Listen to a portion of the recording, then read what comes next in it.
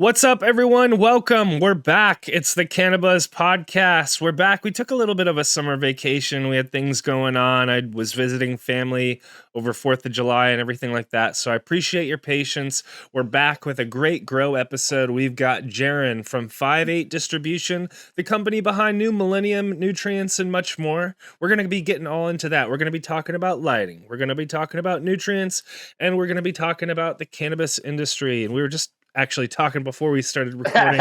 We're going to be talking about, any aspect of it. So if you want to learn about grow, if you want to learn about the industry, strap in. We've got a great episode for you today with Jerin from the Drug Dealers podcast. I also forgot to mention that at the top. Yeah. No, thank you very much for having me. It's very exciting to be here and be able to like I was telling you guys before we hit the record button, it's I don't get a lot of time to actually go on other people's show anymore, and I always used to get on to Dude Grows, which is how we all became acquainted, way back when, and shout out to Scotty and the boys over there and Grambo and everybody. It's just very intertwined crew now, but thank you so much for having me on.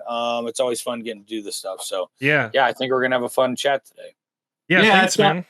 I appreciate you coming on, Jerin. And often we get accused of having reps come on and it being an infomercial. And I just want to point out that the industry is a very, very important part of our entire community. And veterans such as yourself who have put decades into this plant and into the industry specific, I think that's a conversation that people need to hear. And believe me, I'll be sucking you for grow information. Sure. Well, this is definitely a give and take. And even though we will be talking some product directly, and I think part of that's born, as we were talking before, of, you get a lot of questions about, well, have you heard about this product or that product? And a lot of stuff that comes under our umbrella. And in a lot of ways, sometimes in this format, it's easier to just kind of address all those at one time as well. So we definitely, will be shamelessly going through some products, what makes them special, things like that. I have no problem. And I do want to talk about lighting because obviously Dutch Lighting Innovations is a big part of what we've got going on over there. And then, of course, I've been incredibly lucky to be, as you said, entrenched in the industry here in the U.S. You dated me a little bit there, but quite a long time, quite a long time. And then I've also been lucky enough to, as things have, been going around, been internationally involved as well.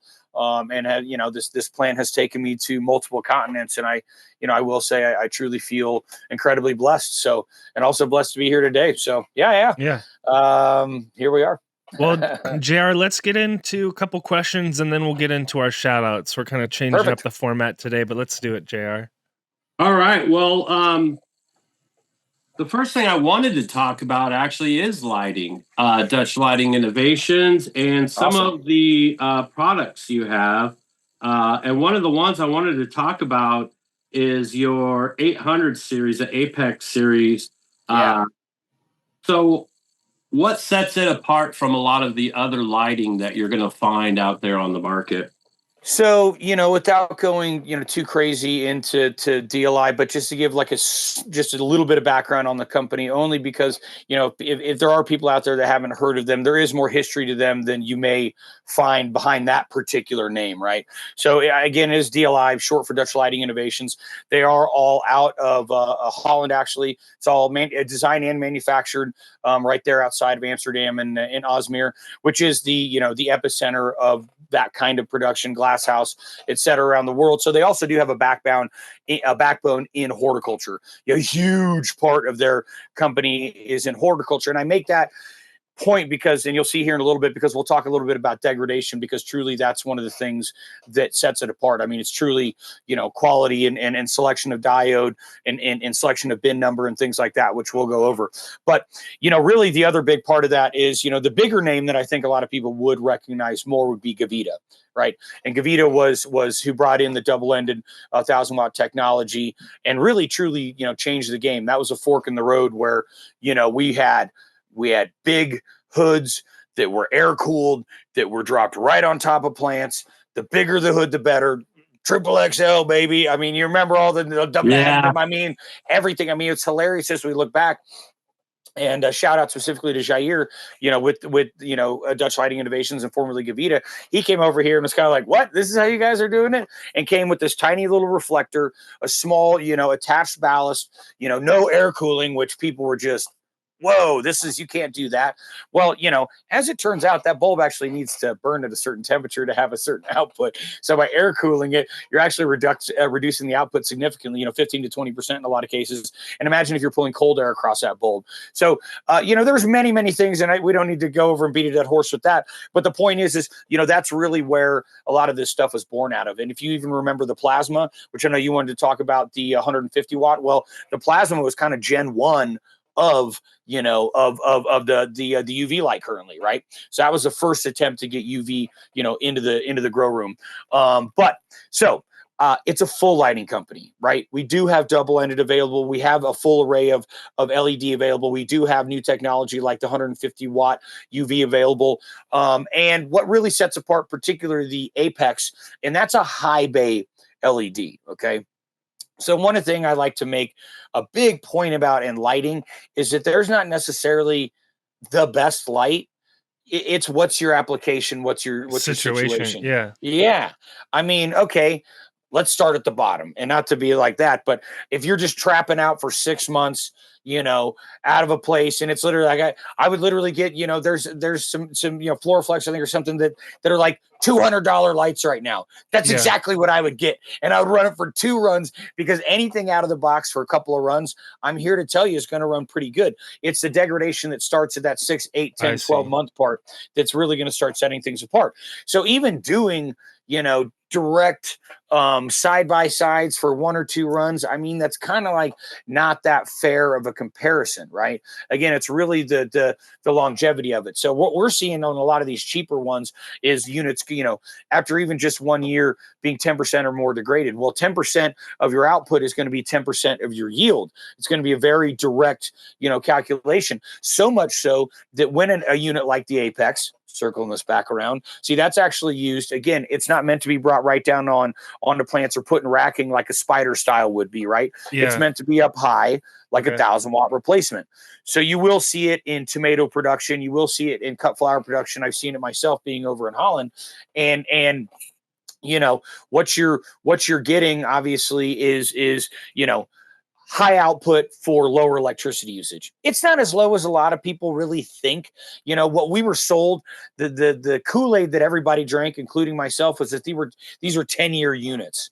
No. They're not. No. Even the best ones, okay? And our best ones are about 1 to 2% a year, right? So typically after about 5 years, you're at an end of life, because you look at what the degradation is there, which is, let's call it somewhere between 6 and 10%. It's cheaper to replace the lights than it is to lose that production. It's a very basic, ROI calculation, right? But people are just stunned. Like, no, it can't be that. I mean, it's sad. You wouldn't be surprised how many head growers I've seen fired over degradation is really what it was. You want to be real what it was? Well, it just keeps going down. It keeps going down. Yeah, well, no. Huh. Wow. So lights. Yeah. That kind of leads me to kind of what I'm seeing now with some of the lighting trends is lensing. Is that something that you guys have looked at or something that's on the table? Can you talk about? I mean, I would say that, and are you just talking about like protective coverings over the actual diodes themselves, or like? Yeah, also like they'll have the 3 diodes under a lens, and the lens will have a projection angle. So okay, so I was going to say there are some optics to it. So that Apex absolutely has optics to it, and that's how it's able to throw to the side like that. So the original ones, a lot of them were manufactured open diode, right? Yes. And so what we see but for something to be IP65 and all that to be used in a greenhouse, it's got to be capped. You know what I mean? So again, everything you're going to see from DLI is horticultural grade. Right. And so we're selecting out, okay, and anybody could actually go YouTube and go to LED binning, BINNING. It's like a bin, right? And it basically every diode that's manufactured is going through this machine. It's checking it for color and clarity, I believe, right? And so the lowest bin ones are literally, that's an industrial light. The highest bin ones are a horticultural light. So they could all be from Osram or Samsung, but there's a big variety in there. Could be 15, 16, 20 different bins, right? And only the top 2% are really going to be high-end horticultural grades, but our eyes can't tell that. Our eyes are seeing lumens, which is brightness. We're not seeing, par, right? So it's very easy. But even if you think about it like this, even from an industrial light standpoint, you would still want in an office building, all that color to match, right? Even if it's for industrial lighting, it still would all want to match, because we'd be like, oh, my eyes are all weird. Totally fuck with your eyes, right? So everybody, right? So like, even if you think about it like that, of course it makes total sense. You even have to match the industrial ones. So you're buying out of one bin. Well, what bin is that? Okay. And again, that's a huge thing. And everybody can say, oh, it's bought from here. Oh, it's bought from there. But nobody wants to address degradation. And we literally we went around and took an informal, our own little informal questionnaire last year, went around to these different lighting companies, and a lot of them, these Chinese ones that don't know shit about their lights, whatever. And we're like, what's the degradation? They're like 0%. We're like, well, after how many years? They're like 10, 0%. I mean, it's like nobody, this is this little thing that everybody's kind of swept under the rug a bit. So that's so interesting. In a very long answer to your question, JR, that's what makes it different. It's horticultural grade. It's got, all of the certifications needed. It can be put in greenhouse. It can be put in damp situations. You know what I mean? It's got literally a Gore-Tex seal on it. You know what I mean? It's horticultural grade. That was the original Gavita being brought from horticultural into the hydro world. It's the same thing. It's a lot of the same brass. It's the same, developers, all that kind of stuff. So, lensing, huge. And that's what you got to do to have the optics. Now, if you just had a spider style light, right? That ours is called the multi-layer. Why do you think it's called the multi-layer? Because it's for racking. It's not meant to be a high bay light because it doesn't have any optics. It drops like a curtain. Again, for racks. It's not meant to work with other lights and actually, work well with others, like the DE is, and the and the Apex, which the newer version actually, JR, is called the Zenith, which is same basic look, but it's 100 watts more, so it's even more efficient. So, wow. Yeah. And of course, we still have the multi-layer, but again, that's kind of that is the most saturated part of the market, because that's what everybody has. But a lot of these companies, that's all they have. So again, where's your warranty? Right? That's the whole reason I made the point at the very beginning that there's a backbone in horticulture. It's not just the hydro businesses. The hydro business goes up and down, especially here in the U.S., which I know we're going to talk about. Yeah. Wow. So they're able to still have a company be here, actually, give warranties, not just, I don't point any fingers or name any names, but they're not just going to disappear, as we've seen, some of these companies do. So it's not only do they have all the options, so it's not about, what's the best light. It's the best light for your situation. Again, even going back to hell, if I was going to trap it for 6 months, I wouldn't buy the best unit. But for people that are doing GMP type facilities, that are doing real industrial facilities, that are doing, moving in that direction towards, what I would say out of the basement and into the real horticultural world, well, yeah, this light 100% makes sense to you. But it's an investment. You got to be there. And by the way, it's not that it's that expensive, but trust me, there's cheaper options out there. There's no doubt about that, and I'll tell you right now, mark my words, you're going to see, and it's not out there yet, and I'm not going to say who it is, but there is a very large person in our space in the LED world that's going bye-bye. And it's not one that people know, but it will be one that surprises people. I can tell you that. Well, before we get into our last question or two on lighting, I did want to give a couple shout outs. First off, shout out to everyone in the CannaBuzz community, everyone who's watching. We just got right before the 4th of July, I just had a box show up with a ton of seeds in it. So I've got a bunch of packs of seeds, I think from a friend of JR's. Looked like someone he probably met at the DGC Cup or something. We had a Canna Capable and a whole bunch of folks into some stuff. Yeah, so I've got seeds to give away, and the way we do that is you can join our CannaBuzz community. So go to cannabuzz.app in your browser or search CannaBuzz on the iOS App Store. You can download our iOS app if you have an iPhone or iPad, and join us in the app. Use the code BUZZ for 50% off, or Growers Love for 50% off.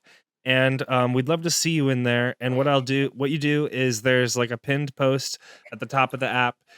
Go in there, put in your address, and we go through and we do giveaways. So I'd love to see you in there. And now that I'm back from my trip and I've got all these seeds, we're gonna start shipping those out. So we'd love to see you over there. And thanks to everyone who is a part of that community. We really appreciate your support. Thanks for helping make this whole thing possible. Also, shout out to lostcoastplanttherapy.com. If you need organic IPM spray that you can use outside, which right now in July, August is probably a good time to use some Lost Coast Plant Therapy. So search up Lost Coast Plant Therapy on Amazon. Go to your local grow store. You can find it there, I'm sure. And make sure to support them and thank Dirk for his support of us. I think we're like the only podcast that he supports, period. So we really appreciate Lost Coast for his support. And it's just an awesome product. I really appreciate that they're behind us. And then last shout out from me is our friend Tanazi over at sacred3mushrooms.com. If you want to grow your own fungi at home, check out sacred3mushrooms.com. I believe he also has it's tanazigardens.com. Is that right, JR? Yeah. And so he's got like everything you could need, instructions and everything else over at tanazigardens.com, and use that code CannaBuzz for a discount. We'd love to see you over there. I can fully endorse that. He makes it all too easy to do your fungi at home. I promise you that. Yeah, and I'm excited because I've been able to acquire some of our exotics here from the Northwest. And cool. Yeah, we are kind of in an epicenter over here on the coast. And so I was able to get some spawn magically back to him. So there may be some really, really cool exotics coming up real soon. Wow, I will keep my eyes open. Yes, sir. That's awesome. Well, so I guess I had two questions. One, yep. Maybe you can roll this into the next question. I don't know, but anyways, I wanted to kind of sneak one in because you were talking about degradation of quality, and you were making me think about my Spectrum King, closet case that I probably bought in like 2018, 2019. And when I have it like, in my 3x3 tent, I can't tell. It like looks good to me, like you were saying, like it looks bright to me. And so how is there like a way for your home grower to kind of know this, or should I just know as a rule of thumb, like after, I don't know, 3 years of use or something like that, it's probably a good idea to start thinking about a new light? I would say rule of thumb, look at about 3 years and consider it, and I know people hate to hear this, but I would say as a rule of thumb, 3 years, max 5 years, even on a quality unit. And you can get a light meter, you know what I mean? And even, let's say hang a piece of tape down so you're going at least putting it at the same distance every time, the same location, that kind of thing. And then you could even, have a couple different locales. You would want to at least set a couple parameters so you're not just sticking it under there. But a light meter would be the other way, and then it would tell you, and you would definitely see it going down over time. So yeah, our eyes are just, we're not trained, our eyes just can't see it. So totally. And really, the warranties that are given as well, none of them are on degradation of the light itself. All they are on is, does the light turn on or off? Now, believe it or not, in large scale horticulture. So I was actually the largest tomato grower in the world this year, and it was 2,500 hectares under glass. And I want to say it's 3 different locations, but I mean massive. And you're talking, they only average about 3 cents a kilo profit. Okay, so let that sink in a little bit, and they are still willing to put on our unit specifically, put them in because of the the additional efficiency, the long-term aspect of them, and the low degradation. But literally, they are so dialed in that based on the output of the unit, they can then guarantee the contracts that they have with their buyers. right? It's a very linear relationship, right? So the amount of actual, of micromoles, which we only call micromoles, it's just really a numbers game with micromoles, but it's really, it's really little packets of light. But we just have to use different numbers or conventions to convey that. But anyway, they literally, based on the output, they'll say, okay, we can guarantee that we'll be able to produce this amount of tomatoes and fulfill our contracts. So, That's wild. That's It is wild. It is wild, but that's where we're going. Yeah, totally. It is. One of the things that kind of impacts our community is genetic expression. And so one of the questions I had for you is, how do you guys approach spectrum versus performance? Well, because I'm glad that's a really interesting way to put that, and I've never heard it put like that. But actually, that is our name in the game, because I've already went through the performance aspect on it, right? So high quality products, high bin numbers, but even things like bigger heat sinks and things like that, which cost more money because there's more material in it. All that stuff's in there, which it might seem small, but every percent is a percent. The spectrum aspect of it, that's really where the UV comes in, right? And the UV, get this, it's not a grow light. Wait a minute, what?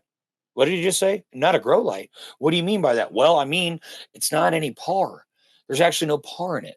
So if you were to use just that alone, it would kill a plant. It wouldn't be able to grow under it, right? Now, as a piece and a bigger piece of the entire spectrum, not just par, so the spaces outside of par, actually, to more mimic what the sun is, because the sun isn't just par. It's a whole bunch more of that spectrum, right? So that truly is the effort of, and I call it a light additive, because it's just like in the plant world, there's plant additives that may not be part of the 17 essential, but Lord knows they do positive things to the plant.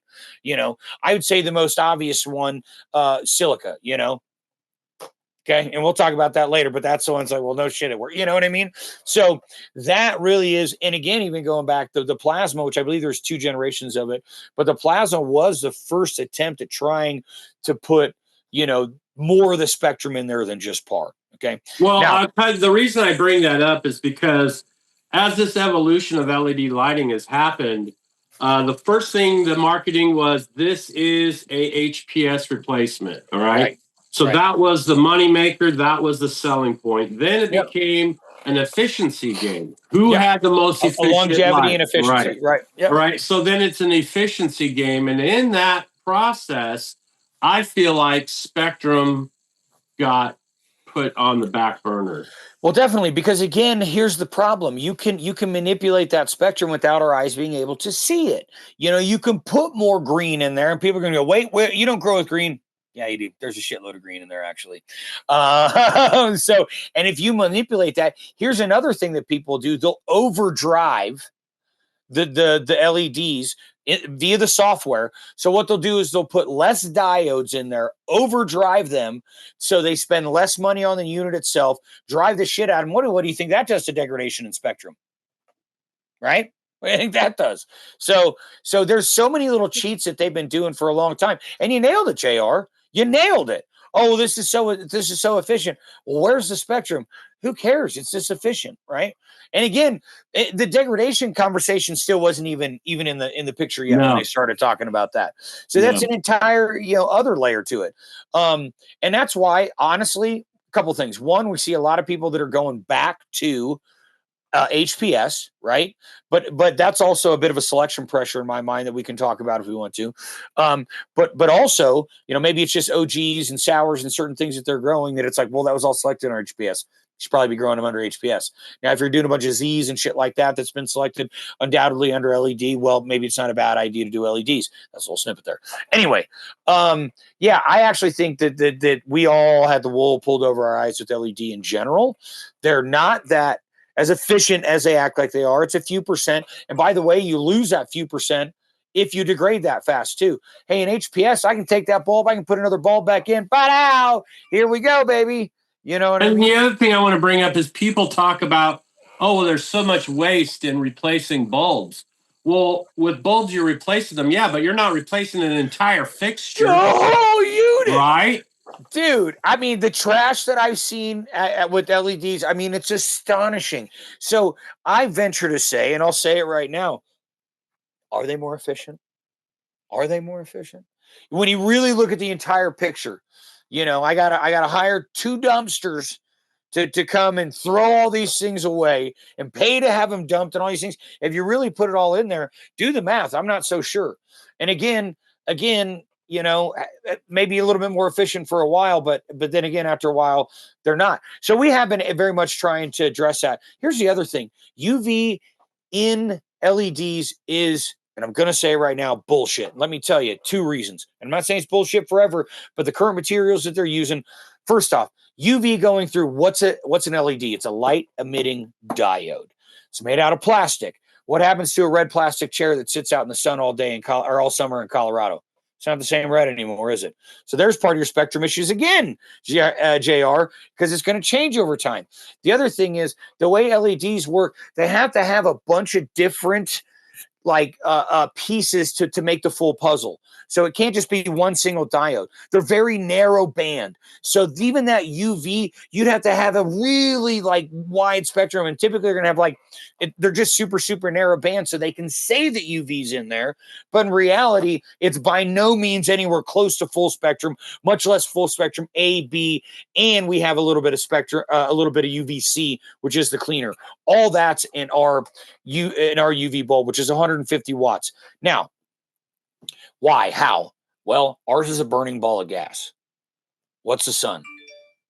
Burning ball of gas. So I'm not saying that never, the materials won't ever get there that LEDs could support actual UV, but I will say the narrowband aspect of them will be problematic. You'd have to put so many different UVA diodes in there, 10, 20 different ones across to fill the spectrum. Doesn't make a lot of sense. And it'd get very expensive very quick too. So I think that's the other problem that's really ultimately problematic is maybe even the materials are out there to do it properly, but it'd be way too much money. Well, so much to think about, but we're gonna now we're about halfway through the show, so we're gonna kind of shift gears a little bit to the nutrient side of things, because you're a multifaceted dude and you've got new Millennium, and we many of us, myself included, have known you for years as the new Millennium guy, pretty much. And you hooked me up with some new Millennium at a event in San Francisco in Richmond. That's right. That's what that was. Nice. I remember that back in 2019 with Soup the Grower. Yeah. Yep. So Indo Expo. Yeah, that was the Indo Expo. I was trying to remember what it was. Yeah. Wow. So yeah, it's been a minute, and so it's going to be a great opportunity for at least me to catch up on a lot of these things, but of course, a lot of our listeners as well. So the first one we're going to talk about Equinox. So why is Equinox the foundation or kind of the centerpiece of the new Millennium system? Yeah. Here's the thing: rather than, and you're going to see some similarities in a micro grow bloom 3-part structure. So really, in a lot of ways, what I'll tell people just to get them quickly familiar with the line is say, look, if you looked at Equinox and consider it micro. Oh, and then if you looked at summer, spring and summer, and looked at them as grow, it's really a 2-part grow. And then autumn is bloom. You got micro grow bloom. Now, does it look more familiar? Yeah, of course it does. So essentially, that's just your nitrogen and your micronutrients. So it's 500. So it's not all your nitrogen, but the bulk of your nitrogen. It is the foundation, has your micronutrients as well. So could just as easily be called a micro.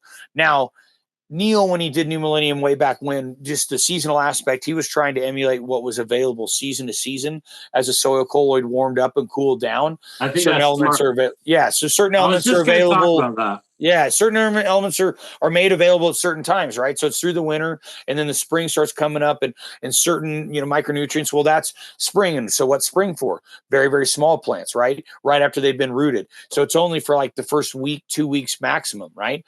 And really, it was also originally developed for even a sea of green type aspect too, right? Where you were just vegging for a week, right? And then summer, as the soils warm up and everything else, summer as things are basically mature veg. So if you look at it as early veg, mature veg, spring, summer, autumn being a fall, such a flower period. That's when everything's flowering. And then equinox is the thing that ties them all together. That's the micro. That's what's ran in a 1-to-3 ratio, equinox to season as you go through the grow. The reason I think that's kind of brilliant is because, we are trying to mimic nature. And in a living situation, as the seasons, as you pointed out, progress, all the microbiome in that soil is changing as well. Absolutely. And the plant is asking for different things as it's moving through to senescence and dying. Mm-hmm. Where with what I feel like Neil's done is he's taken those concepts but built them into a nutrient line that is already chelated and available. 100%. Yeah, absolutely. I mean, he really wanted to mimic that ready availability, and split it up into a concept that made sense. Understanding that we were taking outside and putting it inside. You know what I mean? Completely understanding it. And that was the nod to that. And it's like, hey, we've made so many things artificial in a way, like, and by no means is this a fully, organic line or anything like that. It is really more of a synganic approach, but it's all mineral based, right? That's where your NPK is coming from. And we've got a ton of different, we have a lot of different organic products in there, of course, and different biostimulants and mycorrhizals and bacterias and all kinds of, good things in there, right? Natural plant hormones, et cetera.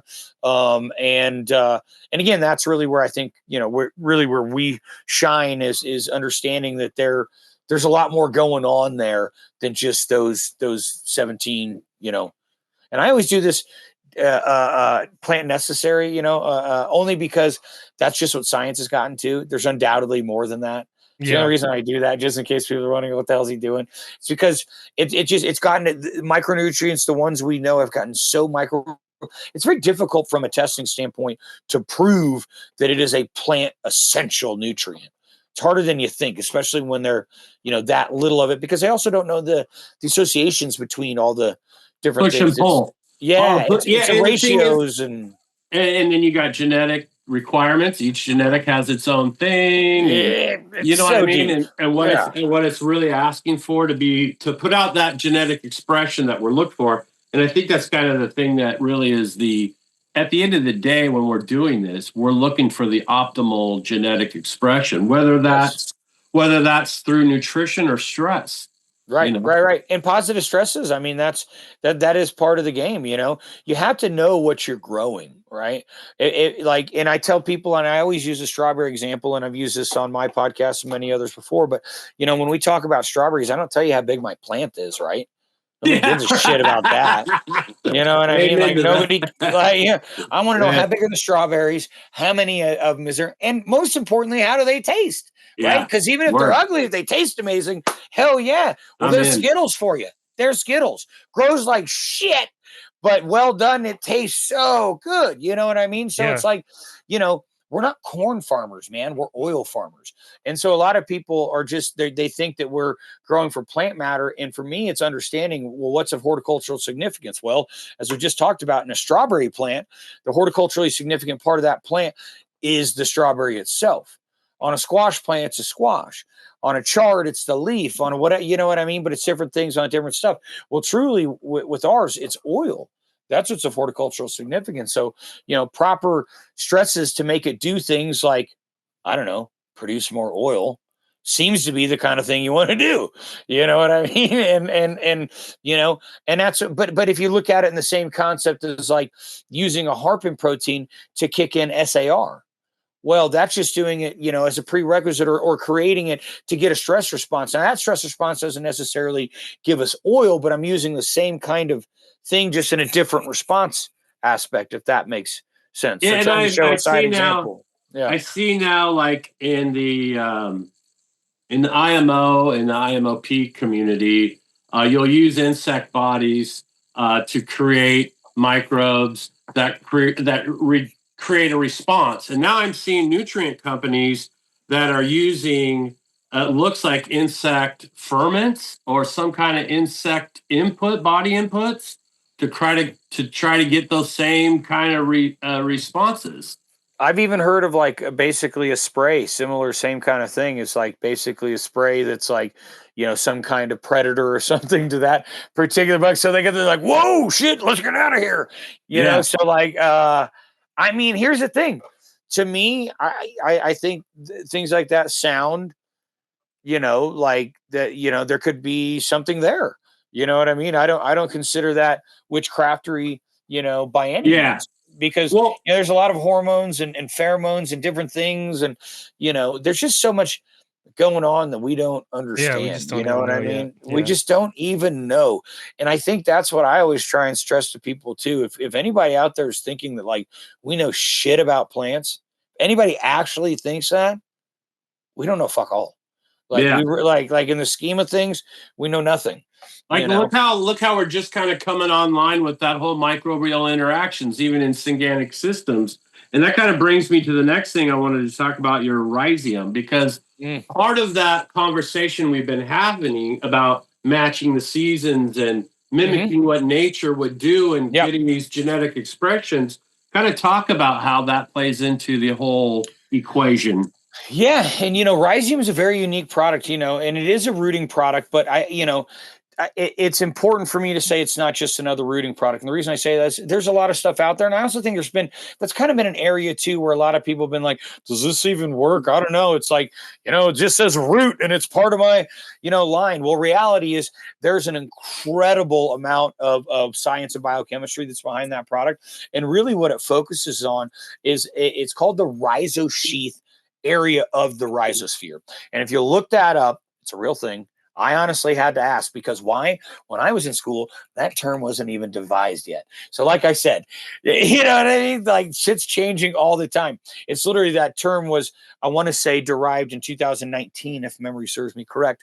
And it's a very, very, very, very, very thin layer of where the root actually comes in contact with the soil particles themselves, which is where uptake happens, right? And root hairs and all that thing and all those additional microbial actions and mycorrhizal actions and all that, like that's where the action is, right? pH balance, all that stuff. All of that, right? All those metabolites that are going in, proton pumps, like all this shit that's going on, right? That's where the area that it focuses on. And it focuses very specifically on that area. And so it's not a root initiator, it's a root proliferator, right? So it's not necessarily giving it those, indole butyric acid or indole acetic acid or things like that. Or sorry, that would be, it's not those kind of things, as rooting hormones. It's after the fact, after you've got that callus tissue and that root differentiation of plant tissue from that stem tissue into, of course, root tissue, which is one of the things that makes plants so super cool, is that they can redifferentiate from one plant tissue to the other and back the other way if need be. Yeah. So that's, and honestly, again, it's another one of those products we spend a lot of time developing, and it is a very, it focuses on a very specific area, again, the rhizosheath. So yeah, everybody look that up. It's a new one. It's a new one for me that I even had to learn as we were developing the product. But again, right, the more surface area you got, the more uptake you have, with transpiration and everything else, which transpiration has to be correct, right? Because plants don't even drink water. Water just passes through plants. If you go through 100 liters a day, there's going to be 100 liters a day that's going to come out of your plant. And the problem is, and that's when people talk about VPD, is when those stomatics shut up and now nothing's moving through the plant. Oh, I don't know what's going on. Feed it more. Well, how's it going to drink if the stomata are closed? Well, it's not going to. And if it's too dry or too hot, the plant's trying to protect itself. So you got to keep that highway open, man. Also, like that idea of having your root zone and the structure of your roots match the top of your plant. It's going to match the top of what's going on above. You know what I mean? Yeah, it's gonna. It will. It definitely will. And more specifically, I think you see that really in perennial plants. I don't know why my freaking computer keeps turning on and off. I'm like getting blue face every once in a while. So with perennial plants, that's very true, right? So like with the large oak tree or something like that, it's basically going to grow, and the roots are going to pretty much grow to what's called the drip line, which is essentially the very outer edge of those leaves. Which, if you think about it, that's like kind of the outer place where like it would drip down when it's raining, right? Yeah. And so that's pretty much matched top to bottom. Now with an annual plant, when you're doing things that aren't as natural, right, and you're overgrowing a plant in a small substrate, which we've all proved at this point is doable. I know, Jerry, you've always done the solo cup challenge and stuff like that. I mean, what you're really more tied to is irrigation. Is really more you're tied to size, as opposed to your substrate size, which in the beginning, we very much all tied size of your plant to how big your pot is, period. And of course, here in Colorado, which was the first state to legalize, when they said, hey, you can have 3 plants a person, but that's all you can have. Well, we're like, make them big. Fucking let it go. You know what I mean? So like, now, is that the best way to do thing in a real horticultural situation? No.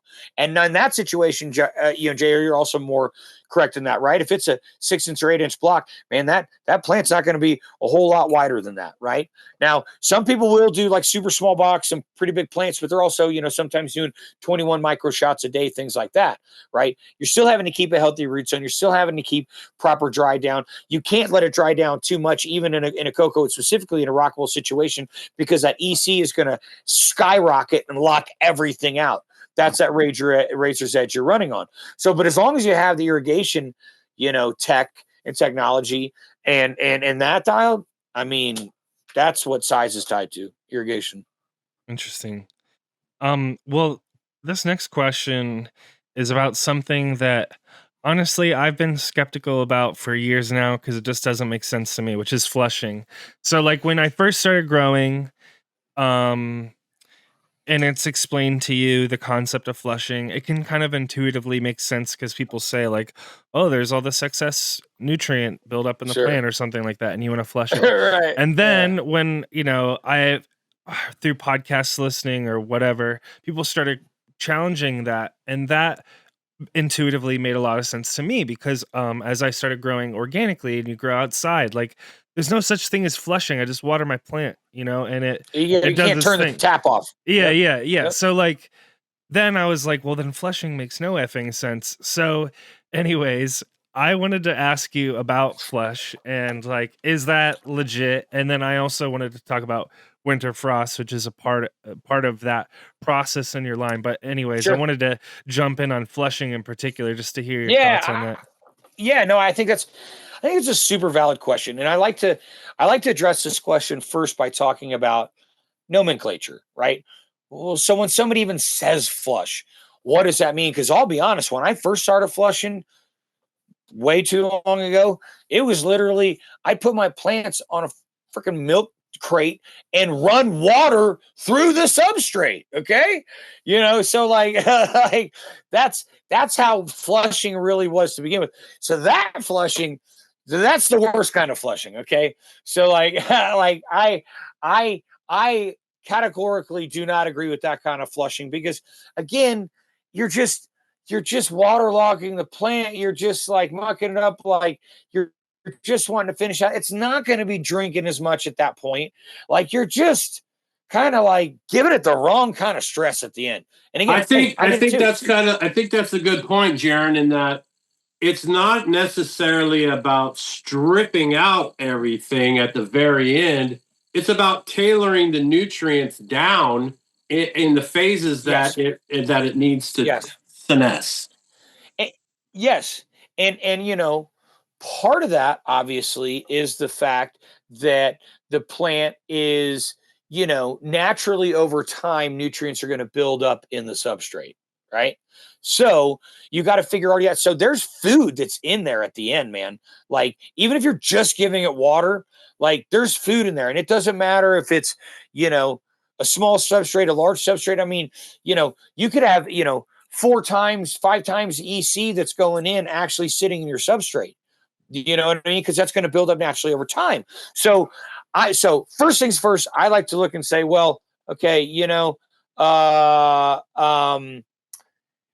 first off, flushing through your substrate, I definitely disagree with that kind of flushing. So really what I call flushing now, which is totally not the right word for it, is basically just adding water.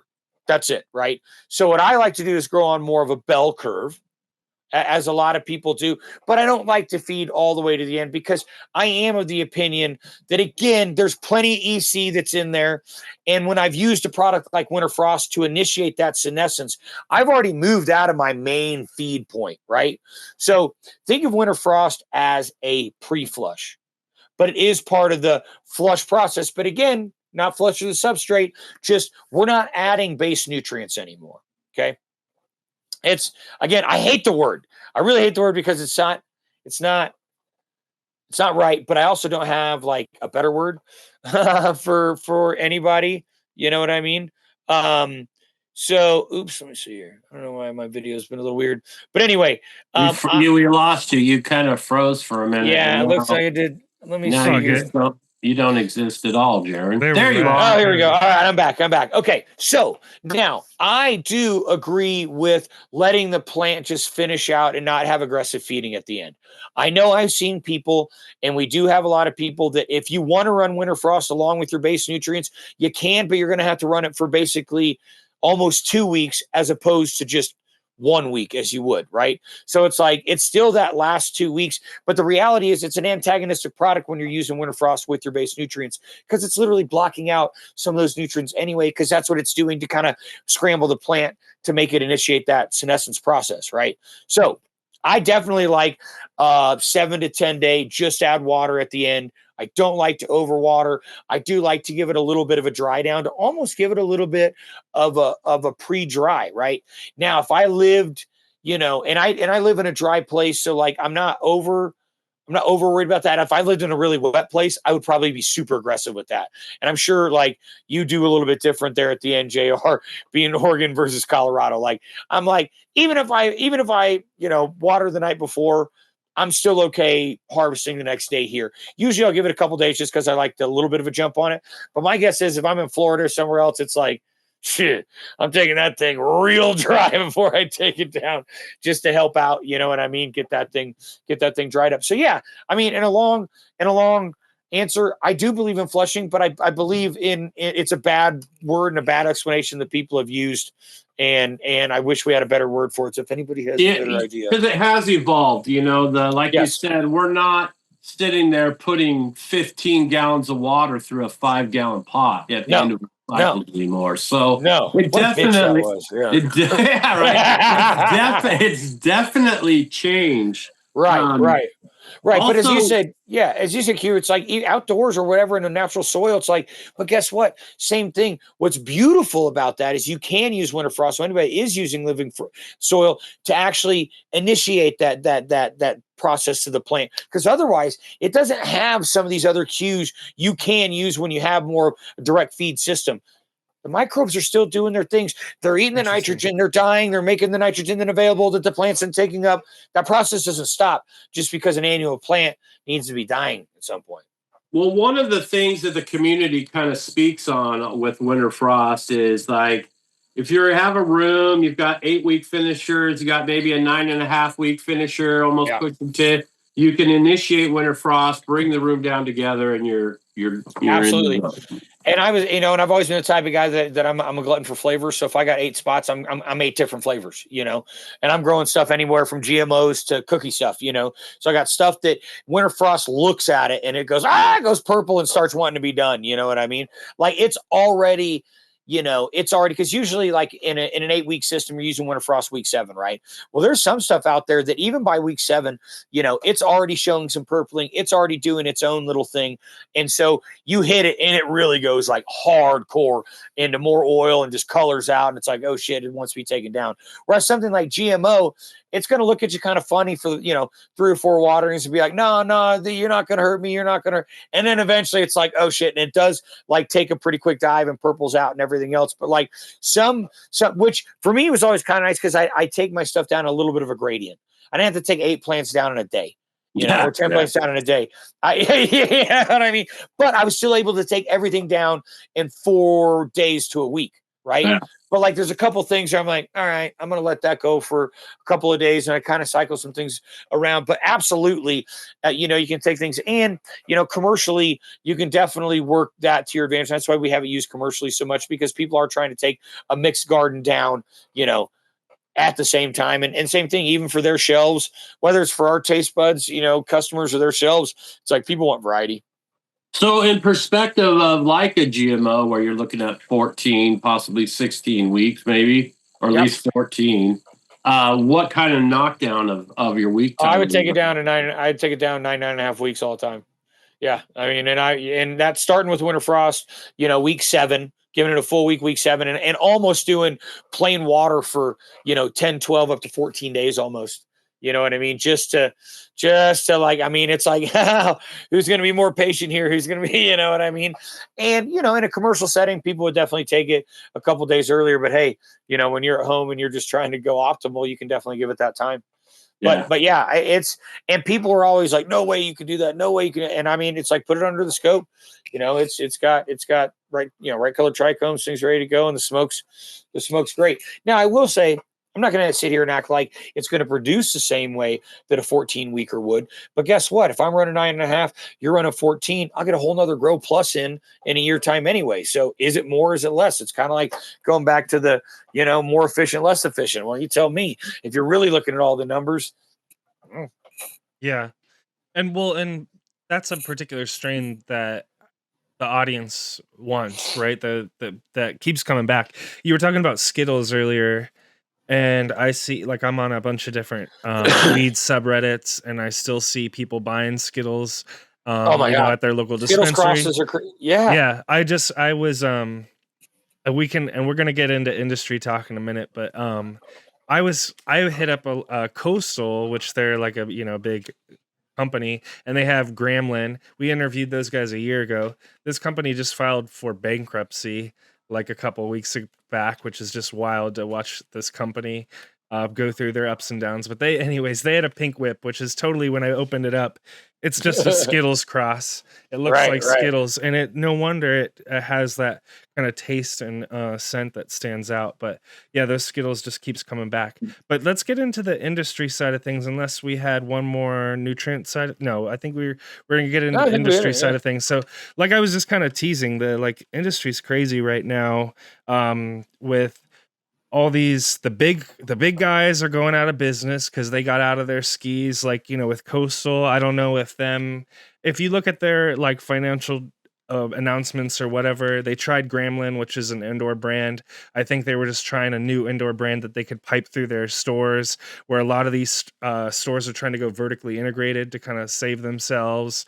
And I don't know, it doesn't pan out for a lot of these companies. Yeah. I can't remember what it was. I think actually Coastal bought the Jay-Z company, which was the parent company or whatever. All these different ones, they've kind of come and gone, And you were just talking about lighting companies, where we've seen lighting companies come and go. It's just a tough time in the industry. So JR, kind of on that note, did you have a kind of to set the table in this next kind of last chapter as we kind of go through some questions before the end of the show? Well, the one thing I wanted to, as I highlighted at the beginning of this, is the industry is a very, very important part of our entire community and the way we serve the plant. And Jerin is someone who's put in and has dedicated a lot of years to this. And I don't think people fully understand how grueling this can be. Not even talking international sales, but even just domestic stuff. These guys, they get up in the morning, they do the breakfast, they do the whole event all day, they do the after party all night, which is usually where all the deals are being made. Yeah, that's where the relationships and the deals really happen. So then they do that until the wee hours of the morning, and guess what? They do that, they get up and they do it again. And sometimes they do that 4 days in a row, And then they got to pack everything up and get it out of there by the time the event place wants to shut the lights off on you. So it's a very grueling part of our industry, and it's a very important part of how we grow this plant and how we push things forward. I mean, as someone who's been doing this for a long time, the amount of knowledge you've had to acquire on the fly must just be crazy. So one of the things I guess I'll lead into is how when you're approaching someone, how do you kind of differentiate your approach when you're dealing with, say, a beginner or a commercial, more experienced situation? Ooh, that's a great question. I mean, honestly, when a beginner is there, they're really they're open and ready, looking for knowledge, or asking for it. So obviously, I do my own podcast as well. And like I told you guys before, it's interesting because in sales, there's at the very least a 3-step process, right? They get to know you over time, they trust you, and then they're ready to buy from you, right? And what I've been able to do and really been blessed with being able to do is get behind the mic and put out a lot of really, good and honest information. And obviously we sell products as well, but and over time, people get to know me, people trust me. By the time they come, they're really saying, hey, I love what you're doing, I want to support you, I love what the winter frost or whatever sounds interesting, I'm ready to buy it. And they're surely a lot less skeptical at that point, but again, because you went through step 1 and 2. And a lot of times when somebody is a beginner, I also like to tell people, like, well, what are you thinking, what are you in it for? You know what I mean? And not to get too hippie about it, but like, we are in service of the plant, and it will show your attitude and your energy towards her. She can be, a very fickle and prude woman if you don't treat her the right way. You know what I mean? And here's the thing, and I always thought, I was always kind of made the jokes about it, but then it's like, go read Secret Life of Plants, and it's like, go read Botany of Desire. It's like, who's controlling who? You know what I mean? And so I Hey, go say look. that. I'll say that's the same for dogs and cats. Sure. Like, who's controlling who, right? Who's controlling who? And nobody comes after me and picks up my shit. No. And they don't give me treats every hour on the hour. Yeah. So you know what I mean? I look at it like, why are you doing it? Are you even in it for the right reasons? And if someone's in it for the right reasons, I'm all about it. You know what I mean? If they're not, quite honestly, like, at least on a personal level, I'd probably be less into really sitting down and going through stuff with them. But it's also because I look at it as a losing venture, because if they're not in it for the right reasons, it's not going to go good. I've seen people with a perfect grow room, great genetics, doing it for the wrong reasons, didn't ever grow a good product. Yeah. And then I've also seen people with a bush league, quote unquote, mediocre, no control grow room, and have some of the best product I've ever seen in my life. You know what I mean? A lot of that's, right. I mean, yeah, people would see my setup and they're like, wait, this, it's like, yeah, man, like, it doesn't, it's not rocket science. Like, I always say, we're plant janitors. We're not even growing. We're not growing anything. They're growing themselves. They're the autotrophs. They're producing their own food. They're the ones more highly evolved than we are. They were here before us and will be here after us. Not us. We're heterotrophs. We have to go seek our food. Without those autotrophs, there is no heterotrophs. We don't exist. So, like, again, so that's how I look at a beginner. What are you in for it? And then somebody that's experienced, obviously, from a business perspective, there's the ego, there's the grower's ego. So you got to know that right off the bat. It's a bit of a, pardon my French, bit of a big dick contest sometimes when, in this deal. So, like, you got to know what you're dealing with. So would I ever go to somebody and say, hey, everything that's going on here is wrong, you got to try my full line? Yeah. That's going to be a problem. It's going to be a real problem, right? Now, if I look at it, I go, man, I really like you. I see what you got going on. I got a couple things that I think you can use. Hey, it looks like I see you're using a potassium silicate over there. Hey, could you try out we got silicium. It's all fully bioavailable. It's stabilized monomerase, dimers, and trimers, fully water soluble. Boom, boom, boom, boom, boom. Would you be willing to try that? Well, that's me just paying attention to what's going on. You know what I mean? So understanding that they also have their ass on the line. They can't just go change shit, whether they're owners, whether they're head growers. So it might be their job, it could be their whole business. So you got to understand who you're dealing with, and what you're dealing with. But I truly, we deal with, and I have for many years, and that's one of the beauties of doing this kind of content with you guys as well, is I deal and get to talk with everybody, and truly the content that we put out there, I think is for everybody. Maybe it's too technical for some or not technical enough for others, but it's really trying to at least introduce concepts that people are more than willing to start running down that rabbit hole. It's out there. Go for it. I was just going through our last questions because we're running out of time. So I was trying to pick some of my favorites, but sorry. no, it's all good, man. It's always a pleasure to talk to you, and appreciate your time. Absolutely. So you were just making me think about, so I work in, I don't know what you want to call it. I work in cybersecurity, but I work in enterprise tech or whatever. And I was thinking about a couple of different things. One is like the sales cycles that we have. If we like, if say a lead comes in, and then till the deal closes, that could be 6 months to a year, depending on the customer. And then also, when I have vendors pitching me on stuff all the time, and there's times of the year where I can make decisions like that, and there's times of the year where it's like we could talk about it, but my budget's already spent, bro. Like, we're toast. Or whatever. I can go talk to the higher ups, but the SVP is just gonna like tell me to go away, basically. So, as you've kind of expanded out, and you were just talking earlier how you're traveling internationally now, and you're working with like big boy grows and stuff like that.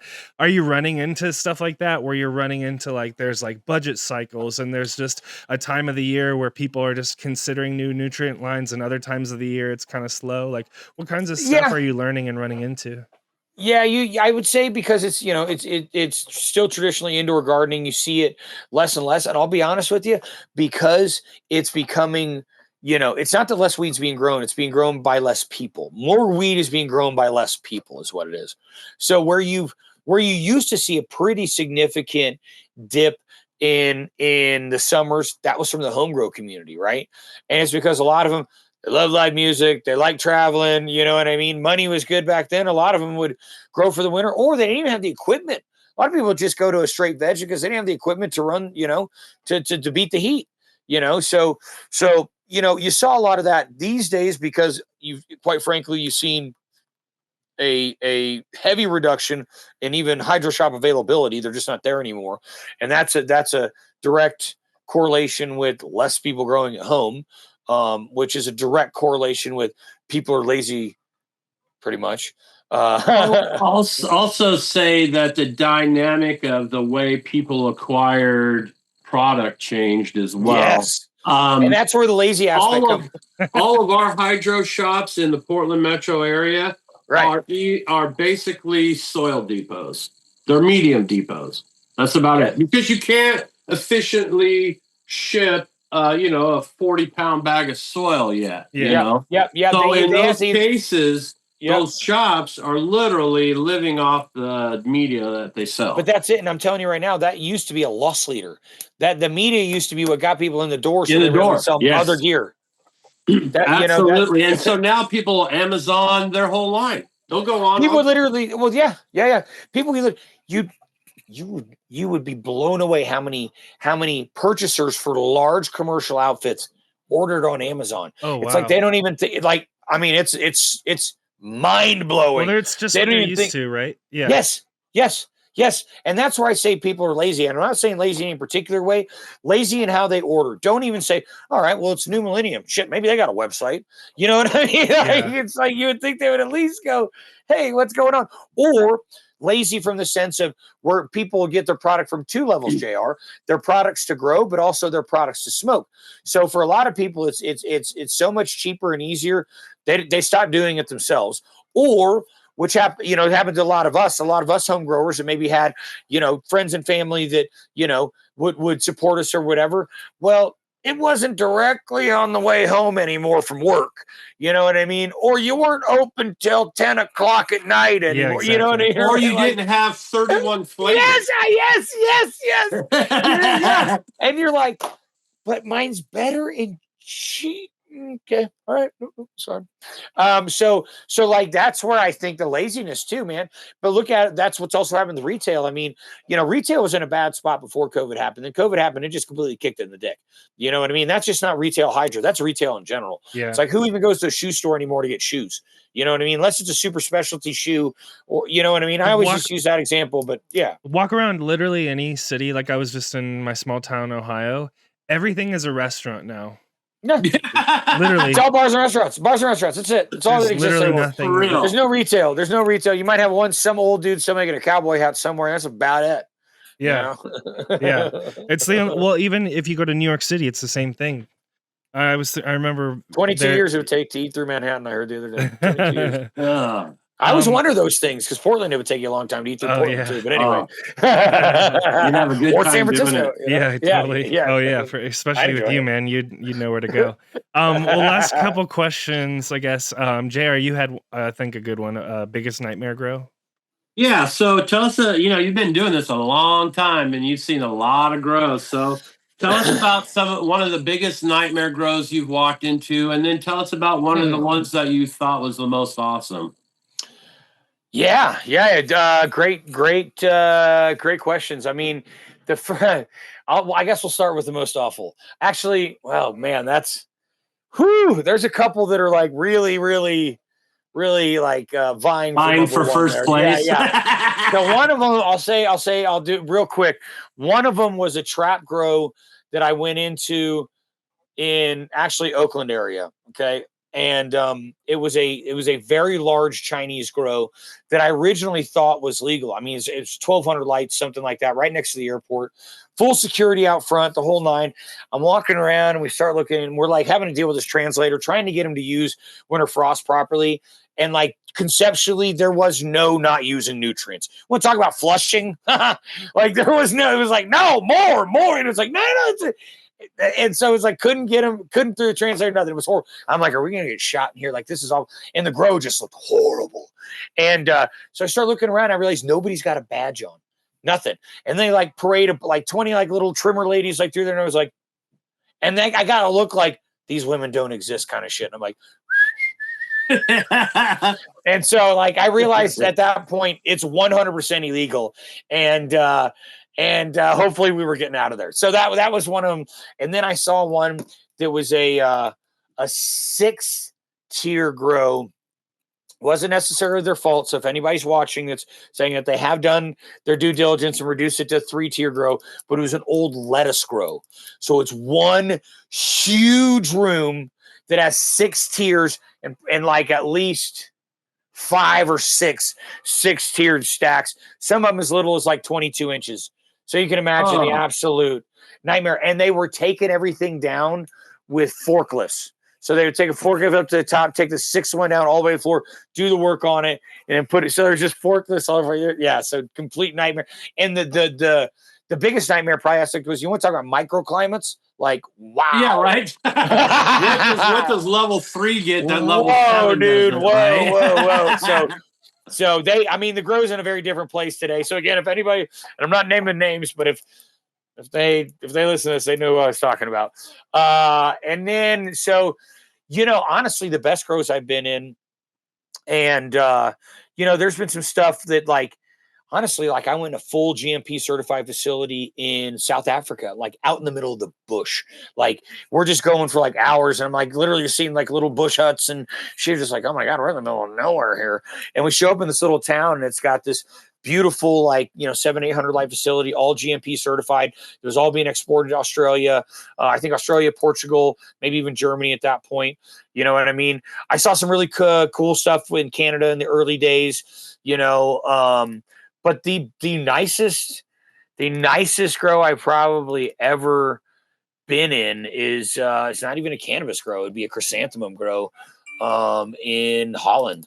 It was just the most perfect feeling. And keep in mind, chrysanthemums and a lot of the tech that we use today came out of chrysanthemums. Chrysanthemums are grown very similarly. They use similar EC, similar light requirements. They use trellising in a similar way, things like that. So a lot of the stuff that's been taken out has actually been taken out of the chrysanthemum world. But anyway, you walked in there, and what was so stunning to me was how few people there were. Like the quality of the looking of the plants, the quality of the environment, the way everything felt, how big it was. And then the fact that it was like done so efficiently and everything was just so clean. And it's like everything was not just one thing. It's like, okay, the machine that's running down, that's planting down, is planting down in little metal trellis that's a 1x1 little squares down the whole thing. So it's planting these little plugs, and it's got this machine that goes down, plants all them down. Well, that's also what the machine runs down, is the piping that's holding the trellising. The piping is also where the irrigation's going through. That's cool. Wow. You know what I mean? It's just like, yeah. So like that kind of stuff where you're just like, wow, next level. Next level engineering, where you think of Yes. how to integrate everything. Yeah, no, you're really fascinating stuff. JR, thanks for bringing on Jerin here. We really appreciate his time. Yeah, This has my been a pleasure. great episode. The last question that we always ask, or at least the last thing that we always ask folks, is for your shout outs or plug all the things. So where can people learn more about you or your shows or your company, all that kind of stuff? Yeah. So, obviously, like you guys, open up with, I work with 5A distribution, so we have several things under our umbrella, but really what I'm most known for is, New Millennium. It's a local cannabis specific brand that we developed here in Colorado, and I helped launch, a number of years ago. You can find me on Instagram. It's just my name. There's not a lot of Jerins out there. JERIN_H_, I think. But also you can go to the Jug Dealers podcast. Just go to YouTube, type in Jug Dealers. So it's like JUG, Jug Dealers. And you'll see we've got, I don't know, close to 90 episodes up there. All grow information, you know what I mean? Definitely has some of the cannabis stories and whatnot, but we really try and focus on, information, right? Try and be very information-based show, because we do feel like there's a lot of really good community shows like your guys' shows, like Dude Grows, who obviously has a lot of grow information on there as well, and you've got some other ones that are really like interview-based. So we just felt like we wanted to bring the grow science to people. Yeah. So pretty easy to find. If you can't find me there, then I guess I'm just not available. But between all that, you should be able to find me. Awesome. Well, yeah, we really appreciate your time. And I think I think you're just describing, we all have our different niches, and, you get, as a grower, you have different moods that you're in. And sometimes you want to watch this, or you're in the grow, you want to listen to that. So I'm glad that we have all these things. I know you have a ton of fans of your show. So we appreciate your time. JR, thanks for your time. Thanks for putting this thing together. It's good to see you, dude. You're looking good, man. You're Thanks, brother. Appreciate it. Thank you. And fit. Thank you. Been working in the garden, doing a lot of outdoor gardening.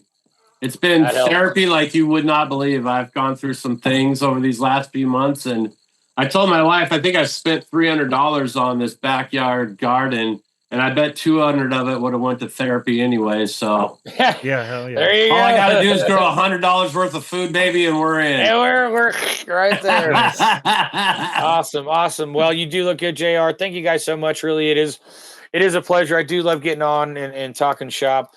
And I know I go a little bit long in the tooth sometimes, but anyway. Well, it's all good. We got it.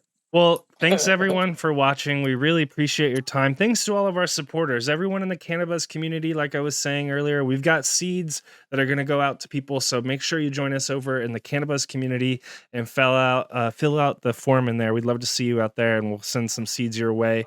Thanks to our other supporters, Lost Coast Plant Therapy, Sacred3Mushrooms.com, Raw Genetics, Tiki Madman. Thanks to all you guys for your support.